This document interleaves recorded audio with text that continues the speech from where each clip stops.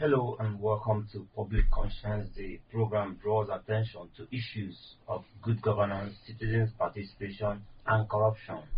The program is brought to you by the Progressive Impact Organization for Community Development, PRIMORG, in partnership with the MacArthur Foundation. I am Chidozie Ogbonnaya with Ada Obi.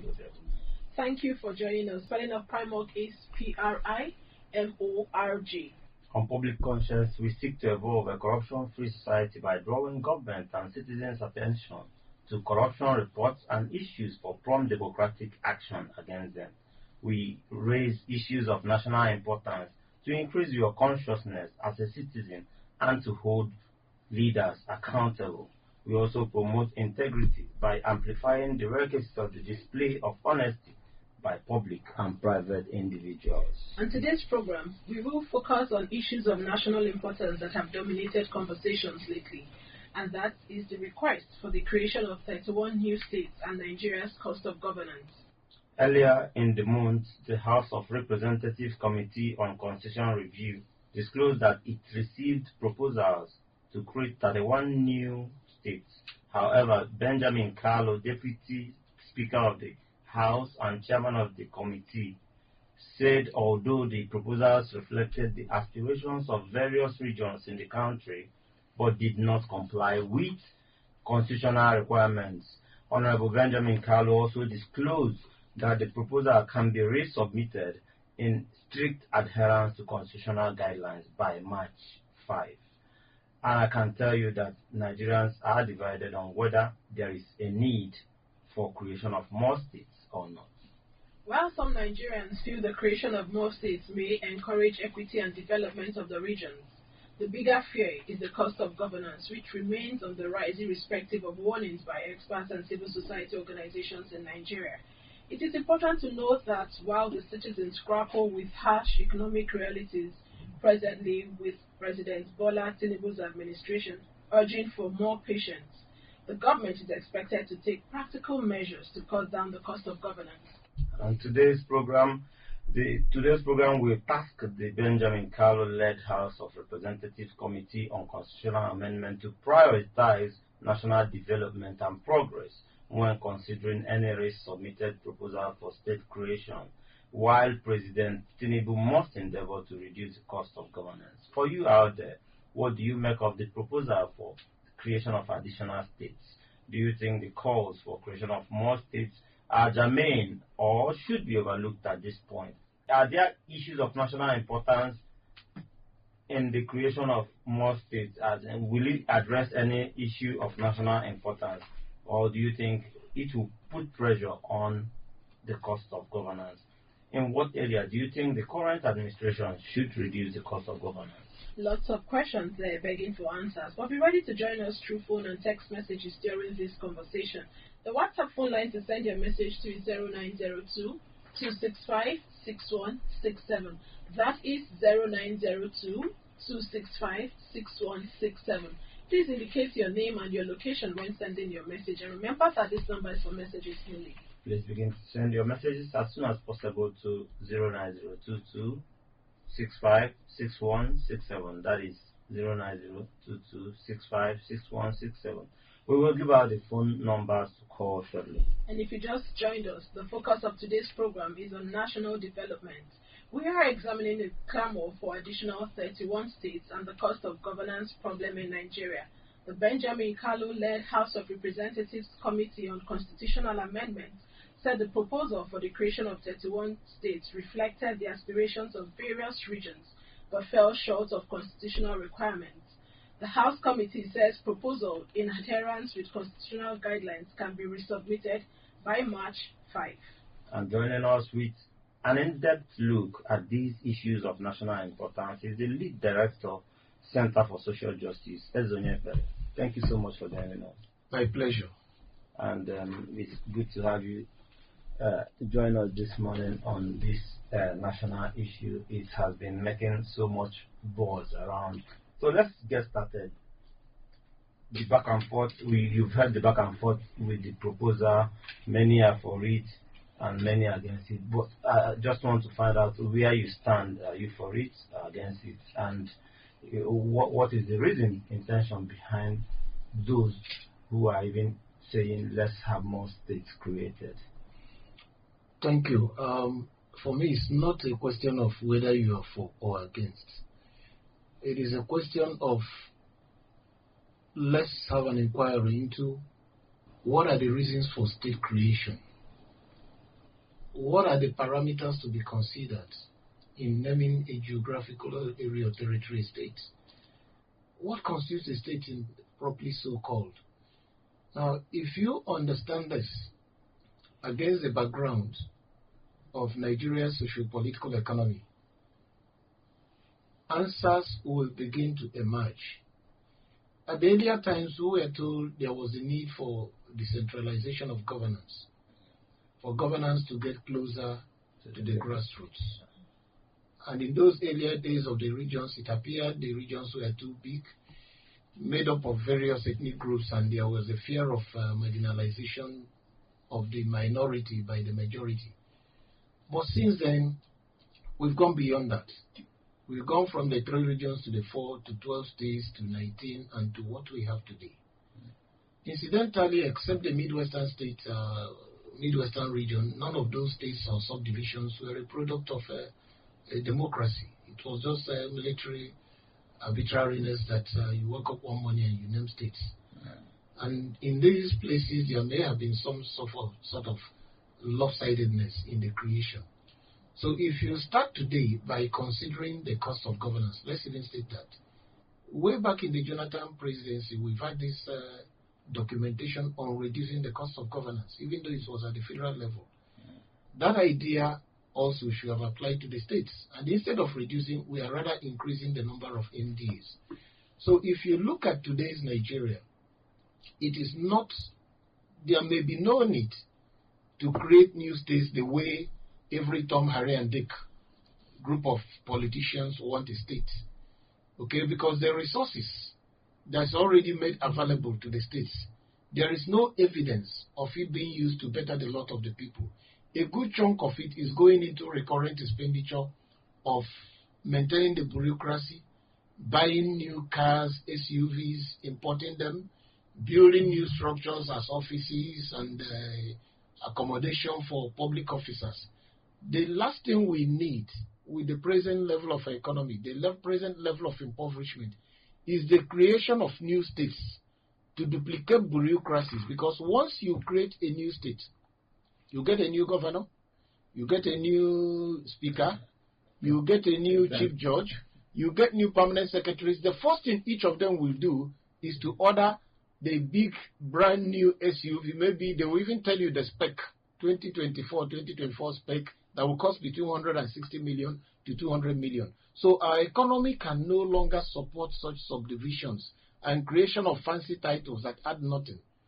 But a caveat, for the purpose of equity, only one region in Nigeria needs a new state for the purpose of equity, and that is the Southeast. Because other regions, you have not less than 6. In the Northwest, you have about 7. And the Southeast, you have only 5 states. So for the purpose of equity, there may be the need for one new state only across the Federation, and that is in the Southeast of Nigeria. Any other thing is a cruel and crude joke. The unfortunate thing is that most citizens do not have the enlightenment to understand when they are being further chained and, a plan to subject them to further misery and slavery. And they are talking about what they do not understand. What is the value proposition of any new state in Nigeria? Is it that you are going to increase taxation? So many states across the Federation cannot even pay staff salaries or maintain the bureaucracy, the governor, the members of the State House of Assembly, the judges, okay, or even local government workers, if they were to directly pay from the resources they realize.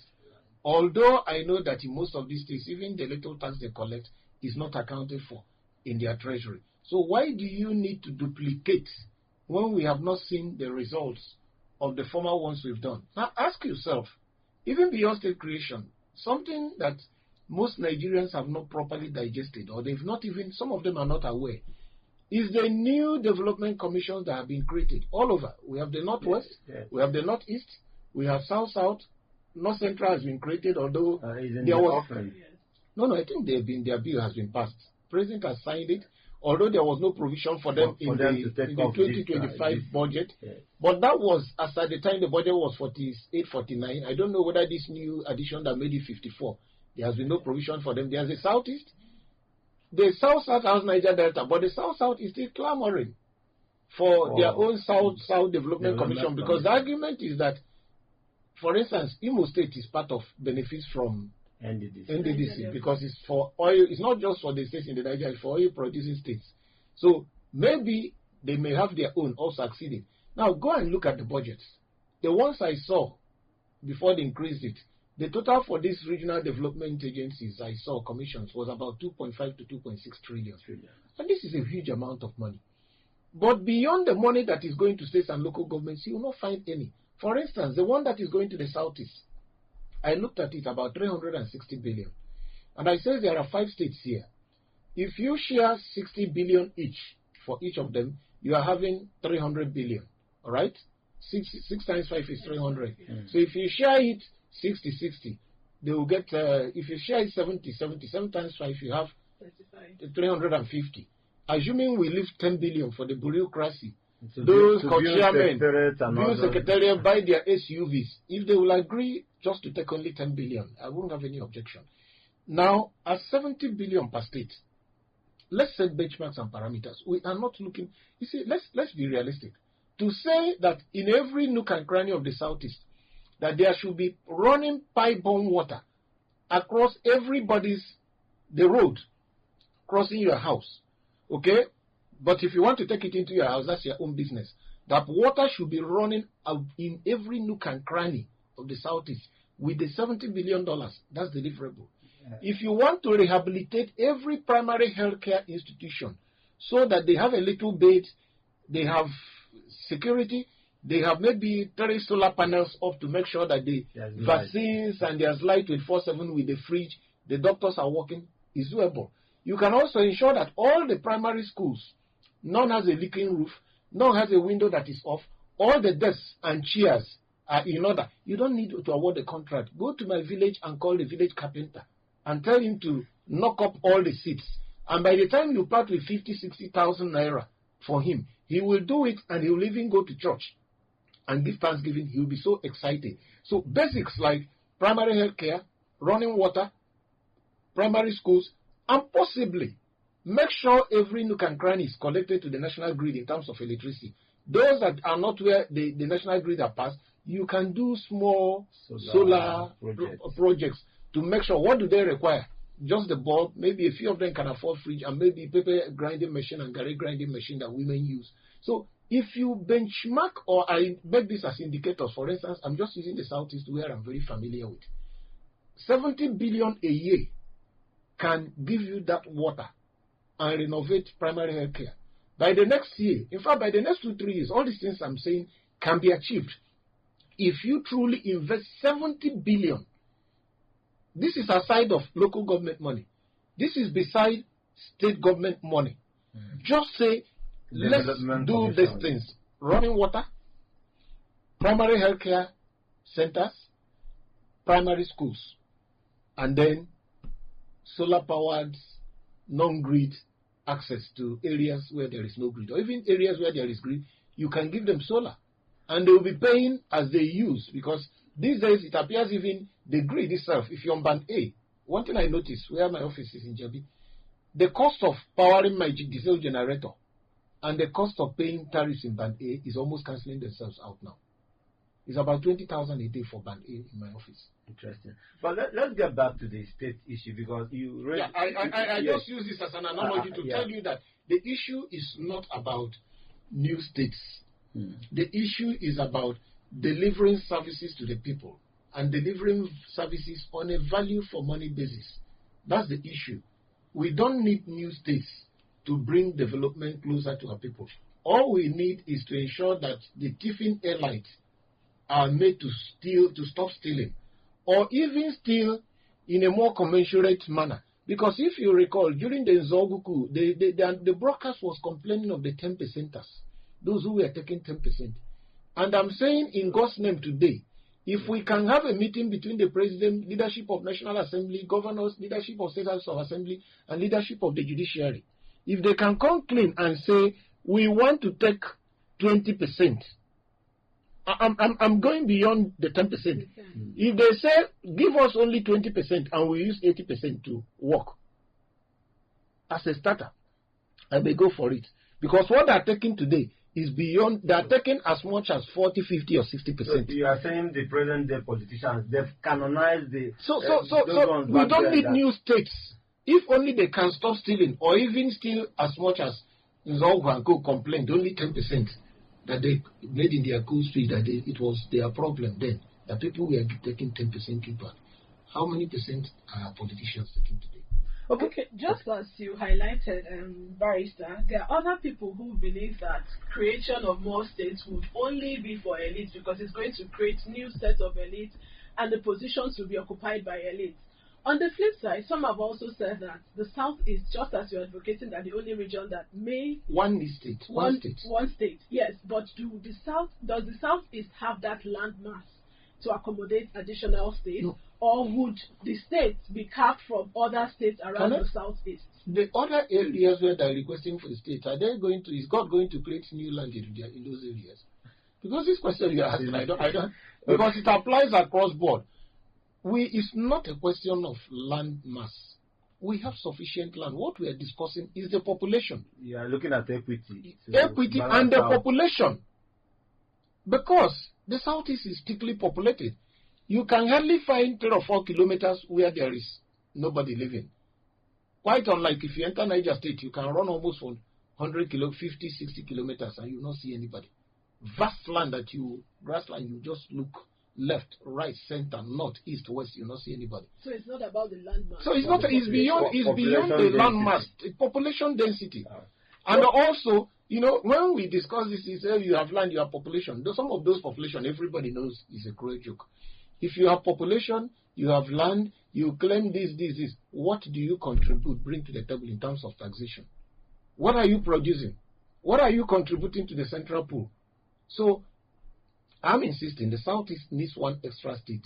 The configuration of where it should come from, those states have not been partitioned like Donald Trump's America, where he has built. Okay, he's still in the process of building a wall around America. He has not finished building the wall. To say, do you need to knock down the wall between him and Anambra to now create a state in between? That's not the point. So, but let's look at, because I understand your worries about the states, how they run, that some cannot even take care of themselves. Let's look at the viability once more. Touch on the viability of our existing states. I remember former Deputy Senate President said we run a feeding bottle federation where states come to the center to beg to collect money every month. How can our state be made viable? Because we are still where we are. I think there is some form of misconception when people use the word feeding bottle federalism. In the First Republic up to 1963, before the war, we had a situation where regions were allowed to keep up to 50% of all resources they made within their territory, and only delivered the 50 to the federal government for running things like the army, currency, foreign relationship, foreign affairs. Most of the bulk of the duties, state duties, were left to the regions. So, if you now accuse a state like Rivers, Akwa Ibom, Delta, and maybe to a limited extent Imo, where you simply commandeered their oil by military fiat, because it wasn't a democracy when Delta was done, and kept everything, and you are now giving them 13% derivation after a lot of struggle. People like Sarah Iwanko have been killed and a lot of things, just like grudgingly. Then you tell them that they are part of the Feeding Bottle Federation. It doesn't make sense. What you should be discussing are those states that were arbitrarily created by fiat, where there are little or no resources. Even if I use the word little or no resources, it is a misnomer, because there is no part of Nigeria, in fact, no part of the world that God, the ultimate creator, had not left with any resources, even human beings. But the problem is that most of us, like in the Bible, hide the little talent we are given and you are eyeing what was given to another person. For instance, everybody has seen that there are so much solid minerals in the northern part of Nigeria, including gold, and that there are documentation from some top-level journalists showing that even the insurgency in that part of the country, the killings, most of it may have been related to people taking control of lands of villagers to mine gold, to mine all these things, and they are not accounting for it at the center. Even beyond minerals, which is like it's free money, look at the landmass of Niger State. Double the size of the entire southeast. With the 2 or 3 dams, major dams we have in Nigeria, so they are not like the far arid north. They have water, they have land. What else are you waiting for to do agriculture? You've just got everything. Niger State can fill the whole of Nigeria, can produce enough meat and milk for export, which can rival between $6 to $10 billion a year. So in essence, it's not about not having resources. It's about not tapping your resources for the common good. In some states where they're mining this gold illegally, they mine it and the elite and those foreigners share it. In some places like Niger, we have not tapped those. Look at even Jos. Look at even Plateau. With their weather condition, the kind of land they had, all the potatoes, all the onions, all the fruits and vegetables. Look at places like Taraba. Even beyond agriculture I'm discussing, this is the kind of vegetation, this is the kind of climate, Taraba, the mountains in Taraba, the one in Plateau, that you have between Kenya and Ethiopia, where they are producing, always dominating marathons. Yes. So they are dominating marathons all over, making money out of it. Look at the people who they are from Ijo, they are born into the water, but Nigeria has never won any swimming medal. So we never even come into the first step. So it's a question of harnessing. God has not left anybody despondent. God, in His infinite mercy, everybody, He has given him something, but the question is, have you found out what nature God has deposited in you, or the facilities He has given you? If you found out, have you been able to harness it? That's it. So some people say the system we run give room for that reliance on the federal structure, on the federal to come and get, because if we run regional or state fend for themselves, they would have put on their thinking cap before now. It's like we had in the First Republic. So in the southeast, they were doing their palm oil, they were doing their palm kernels, there was cocoa in the southwest, there was the granite pyramid, side skin. So nobody was waiting. All those first universities, ABU, Sukai, Ibadan, Ife, they were all built with regional money. So that's competition, positive competition, a race to the top rather than the current race to the bottom, is what should be encouraged. Maybe give the states more autonomy, leave them with more resources, and then see what happens. But unfortunately, why many people may not agree with this is that we have concretized a system where no matter how much you give to the states, governors with their houses of assembly will always steal the money. And the people have gradually lost the power to question authority. Especially, what will give you an indicator is the quality of local government elections we are having. I mean, we are complaining of INEC. The CX at the state levels they are not just a disaster. I don't know how to. Those elections are being run by Lucifer. Lucifer actually posted some people straight from the pits of hell. Forget those people, they call themselves professors. Lucifer, I saw it, actually made some postings direct from hell to run CX. There's no way you that's another conversation that we may have. Yes. You will dig into that and find out. If you are prayerful enough, you see some of them where they got their letters from. Just to tell you that we've been talking with the lead director of Center for Social Justice, Ezo Nyekbere. He's been here giving us his take on national issues, and a whole lot of it, diverse and robust. So this is Public Conscience, the production of the Progressive Impact Organization for Community Development. Remember that you can follow us on our social media platform at Official PRIMORG. This is to say that we are streaming live on Facebook, so you can join us. Yes, and remember that this program is interactive. The WhatsApp phone line to send your message is 09022656167. That is 09022656167. This number is for messages only. Please begin to send your messages to 09022656167. And I want you to join the conversation as we open the phone line in a jiffy. What do you make of the proposal for creation of additional 31 states do you think the calls for state creation are germane or should be overlooked? Okay. Do we have a call? No, not yet. All right. Do you think the calls are germane or should it be overlooked? Are there national issues the creation of more states can address? In what areas can the current administration reduce the cost of governance? It is burgeoning, if you know what I'm saying. The cost of governance. If I may even raise a question, there was a call, or there has been a persistent call for going back to the regions, regionalization of Nigeria on the basis of the 6 geopolitical zones or on whatever basis. How do you reconcile that call with this call for the creation of new states?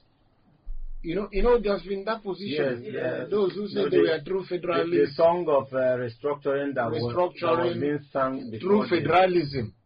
Yes. And the people who sang the highest pitch of those songs are the people who are occupying the seats of power today. So why are we not discussing true federalism, regionalism? Rather, we are thinking of creation of new states. And the people in power before now have held the position that local governments did not matter, that every state should be allowed to create its own local governments, manage it, they should just collect all the money at the state level and then disburse. But now they are the ones championing local government autonomy in terms of having them directly getting money from the center. I'm not in support of what governors are doing with the money, but I just want to point out to you the contradiction in terms of different positions that are being anchored by different political actors, particularly those who are in power. Unfortunately, when it suits them, they change tone.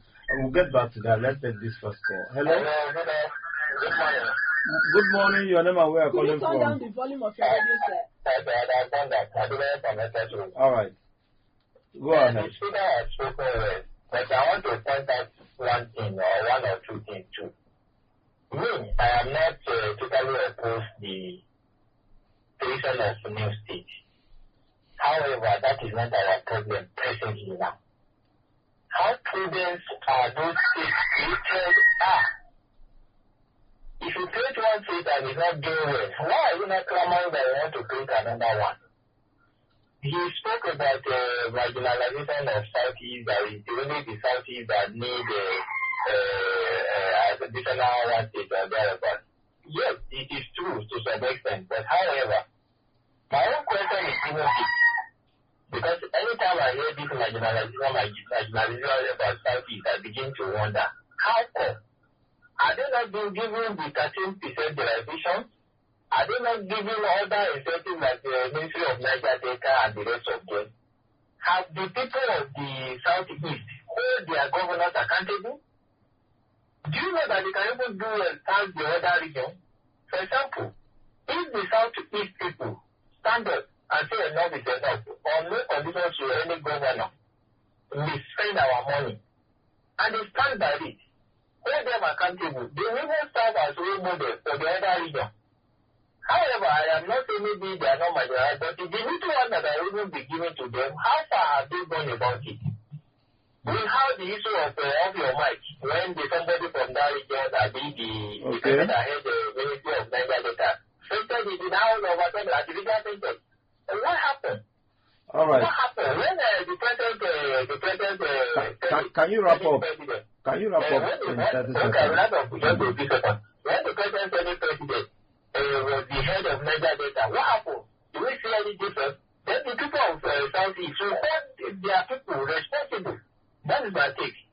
All right, thank you. I think I will just add that everybody should hold their leaders accountable. You want to respond? Yes, I want to respond. You do not set a special bar for people of the Southeast extraction that is not applicable to other parts of Nigeria. Just like you say Southeasterners should hold their governors accountable, so also is it applicable in the Southwest, North Central, Northeast, and Northwest. And until that happens, there should be no special bar. The complaint is that resources that belong to the center, for instance, all the railways are being constructed. Where are they located? Lagos, Ibadan. The next one they're proposing is Lagos, Abuja. Abuja, Kaduna.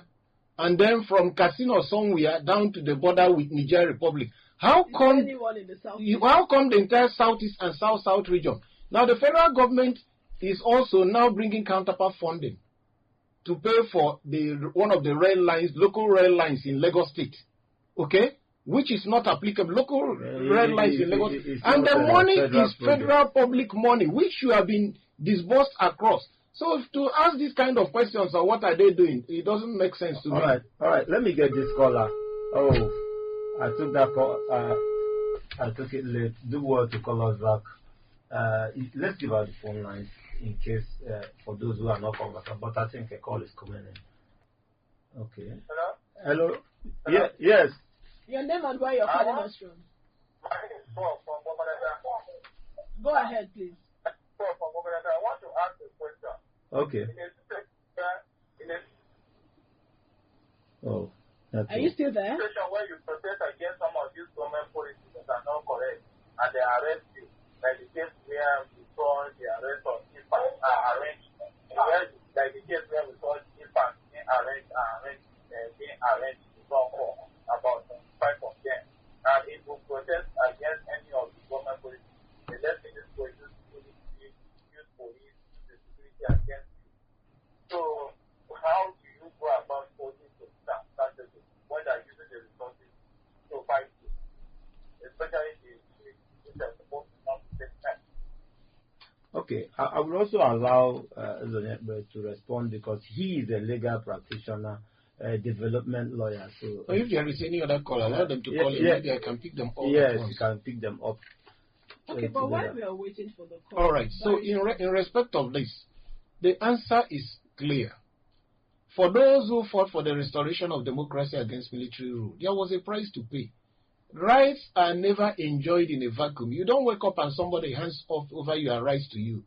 Rights are products of struggle. You drawing a line in the sand to say, enough, I've had enough of your bullying. I'm not going to take it anymore. In the process, some persons may be incarcerated, some bones may be broken, some people may die.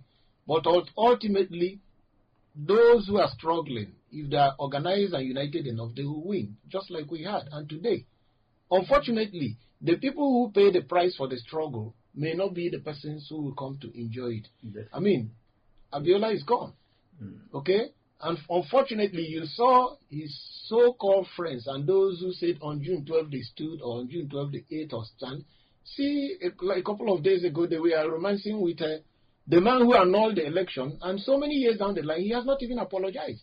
I expected this man, if he did this thing in his 50s and 60s, now he's 80s. As you are getting closer to your grave and to your God, you make peace with everybody. You apologize to say, it was something done in the days I was a much younger man. If I knew what I knew now, I would not have done it. What is? So we will not take his acknowledgement of... No, did he apologize? Are we talking about acknowledgement? Okay. He didn't say anything. Everybody knew Abiola won the elections. Everybody knew that he annulled the elections. So what new did he say? To acknowledge responsibility for what? Is that responsibility bringing Abiola back to life? Is he resurrecting him on behalf of his family? All the people that died in the process, all the young men that were shot on the streets of Lagos, are they being brought back to life? Properties that were destroyed, businesses, marriages that were crushed. What is the responsibility he's taking? Okay, lots of questions there, but let's get back to the creation of more states. For some ethnic group who feel that they are marginalized, which is one of the reasons why they are clamoring for creation of states. But let's take Bayelsa State as an example. I know Bayelsa was created in 1996. Before then, Bayelsa was under the old River State, and we did not see much of development in Bayelsa State until that state was created.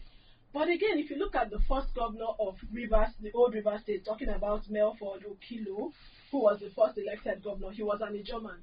Okay. Back to Rufus Adegeorge, also an Ijoman. They did not bring about the development needed in their region. So for those who feel that they are marginalized, is it a question of creation of more states to have their persons as the governor, or, like you highlighted, judicious use of state resources? Should be more about judicious use of state resources. But you must also acknowledge that there are some people in kind of the socio-political relationship where they find themselves. They find themselves unequally yoked with unreasonable fellows. I call them unreasonable. In some parts of Nigeria, there are some states in the north central where a particular ethnic group have been in power, maybe let's say since the return to civil rule in 1999, they've not allowed it to rotate. They're always with their numerical superiority. I mean, there comes a time when, yes, you are the big brother, you are more in number, but there are 2 pieces of meat in this soup we are eating. You've taken one, and you also go for the second one, and you don't care how the person's on the other side. So from time to time, even if you take 3 or 4 times, you should allow them to taste that piece of meat which you are eating. Maybe they could make a case. But what is more important is for people to be rational, make good use of their senses, limit the stealing. Limit the stealing. I'm not saying stop it totally. It may be difficult to stop totally. Limit it. It's also possible. For now, I doubt the possibility because of the scenario. It's possible. Everything is but possible. But you see it as a tall. Yeah, but the probability of getting that done now is this thing. But instead of collecting virtually all the money, okay, or get contracts for projects you don't even implement it, write it off in the books, just take a little. Just take a little. I'm not saying you should steal, but let's agree it's difficult to stop totally. Take a little. Well, you can join us, the conversation. The phone lines are open. You can join the conversation on 090-30,899, 090-30,899. You can call 080-998-777. Let's see who is here. Hello, your name and where you're calling from. All right, you have a minute. All right. The state now, and the reason is that this sedentary approach, the federal government will just go to Abuja. Go and check Abuja now. Most of the government are saying Abuja way. They don't even stay in their own state to create something reasonable that will bring money for them, that will bring development. But rather, all of them are running to Abuja and I don't blame them. But I still stand on my own point. Not the people of the local government should hold their chairman responsible. People of the state should hold their governor responsible. By so doing, we will see the trend will change. For example now, when you look at somebody from my own local place now, if the work do not deliver every custom, I'm not saying president should hold the state, but let's go. Trickle down to the national level. But you already evidence for something that must be done by the addressed by the government. Then it's unfair. Okay, I think your point is quite made. Thank you for joining us. Let's give room for others to join us. Because we've said a lot about, we touched on cost of governance, and I just want to ask you in a bit to switch gears a little bit to cost of governance. You know, the president in his last media chat defended the large number of cabinet members he has. What is your own assessment of President Tinubu's cabinet size vis-a-vis impact? No, the challenge is that, with utmost respect, the president is not in touch with the realities of the average Nigerian. He doesn't feel the pain. He doesn't feel the hardship. He doesn't feel the trauma. He doesn't feel the misery. But he's been saying it that he feels. No. You do not judge a man's statement by what he says. I mean, his position by what he says is by his action. So, if he felt it, he would have seen the need to cut down. Because even with the bloated cabinet, the biggest since Obasanjo days, what is the impact? Do we have greater access to electricity? No. Are the universities functioning better, teachers better paid, research better funded, hostels and teaching facilities improved? No. Are the hospitals working better? No. So, he is only creating a job for the boys. That's why he's increasing taxation at a time the income earning power of the average Nigerian is diminishing. So you're increasing taxation, you're increasing VAT, you're chasing everybody up and down, but there is no opportunity to make money. So how will that happen? So that's being a little bit tone deaf. It's not in touch with the reality of the daily life of the average Nigerian. So for me, if I have my way, that cabinet should be slashed into two. Because there should be deliverables. Deliverables in terms of, if I make you Minister for Education, I will ask you to tell me what you consider to be the challenges, and I will sit down with you and we agree on it. You tell me, first of all, everybody knows, we have over 20 million out-of-school children. Okay, let's say we give you 4 years. Tell me what you want to do to reduce it at least by, let's say 15-20% before the end of your tenure. These are the deliverables. The female out-of-school children, those who are not going to school, early marriages and this thing is also percent. How do you want to reduce it? Those who are passing basic education that cannot write good English or do simple addition, numeracy and literacy skills is so. How do you want to increase it? If it is 50%, how do you want to get it to 60, 70? So there should be key performance indicators. So what are these people delivering? I've not seen. The only thing they're delivering, in fairness to them, is that they have men and women who know how to squeeze out more resources through taxation and levies out of the impoverished Nigeria. At the detriment of Nigeria. Yeah, in that respect, I will score them 80 to 90%. But it doesn't take intelligence. It's sheer brigandage it takes to steal from. I call it stealing now because this is authority stealing. No brighter side to this authority stealing. That I can hit you or squeeze you, if I'm bigger than you, squeeze you and take money from your purse. It's not something anybody should be proud of. Tell me what else they've delivered.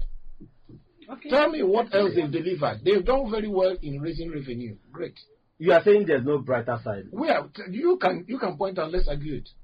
Okay, let's start from the Benjamin Carlo-led committee on constitutional amendment, which is, they say there's still a provision, there's a window for resubmission of that 31 state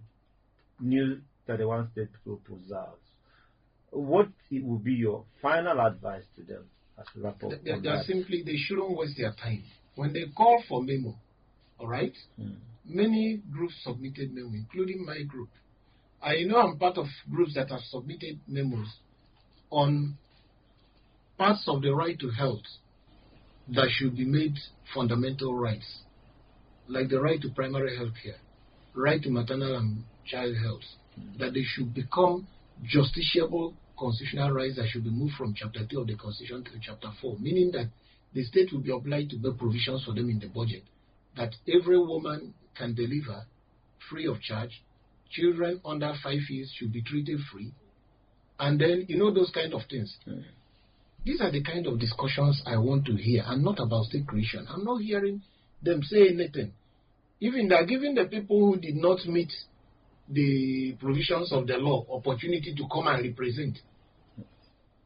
By now, the discussions around some of these things I'm saying should have started. And maybe if the submissions we made had any comma or they think, they should also give us the opportunity to call us to say, okay, come and correct if what you are doing, or say, come and prove, because the argument will be, does Nigeria have the money to pay for this? But by now, they should have called some of us, and we do public debates or provide alternative from the money available to say, we can fund this from A, B, C, D, if you cut down X, Y, Z. But is it a question of lack of knowledge on the part of citizens to prioritize their needs? Because if there are other challenges, why would state creation be the top? We have elected them and they claim to be the elected representatives of the people. And that's why I'm querying that in all the memo that they were given, is it only the state creation that makes sense? Because I had expected that there were other things that should make sense to them. Okay? Like they were talking about appointing Accountant General for the Federation.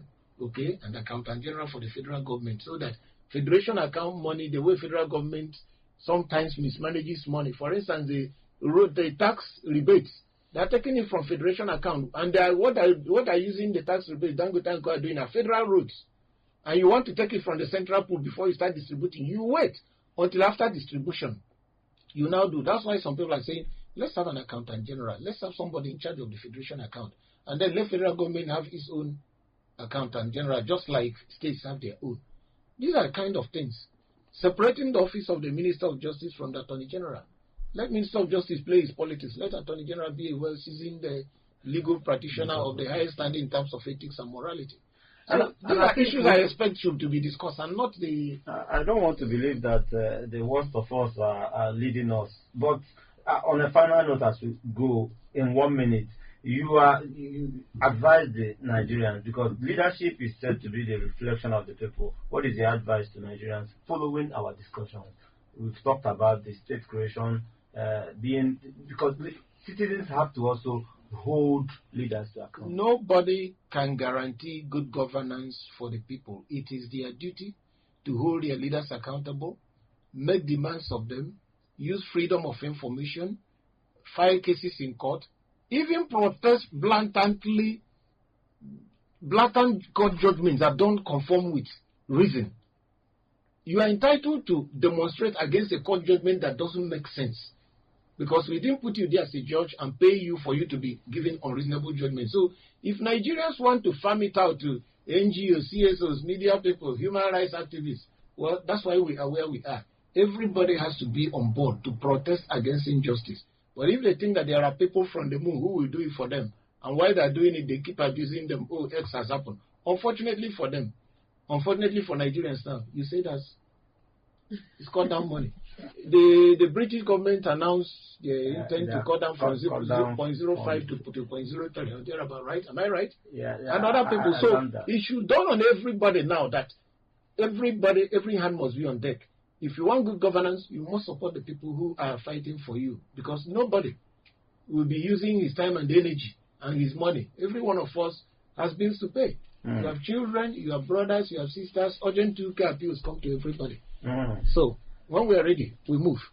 Thank you so much for that. And I'm sure that the people listening have all taken down notes and they are willing to react. That's how we're wrapping it up on today's program. Please visit us on our website, PRIMORGnews.org. That is PRIMORGnews.org for all the details of our reports and interviews. Visit our website, www.primorg.org, to get all the information about PRIMORG. And you can watch our videos on PRIMORG TV, our YouTube channel. Please subscribe to get reminders when we have a new post. We appreciate our guest, the lead director of the Center for Social Justice, Ezeniebre. Thank you so much. My pleasure. And Public Conscience has the support of the John D. and Catherine T. MacArthur Foundation, committed to building a more just, verdant, and peaceful world. Get more information about the foundation on its website, macfound.org. Join us again here next week when we have another episode of Public Conscience. And remember to follow us on Facebook, X, formerly Twitter, @OfficialPrimorg. I am, and that will be Obiabumura. Remember that birth registration and birth certificates are free if your child is under 18. Help stop the corruption in birth registration, and do not pay for birth certificates.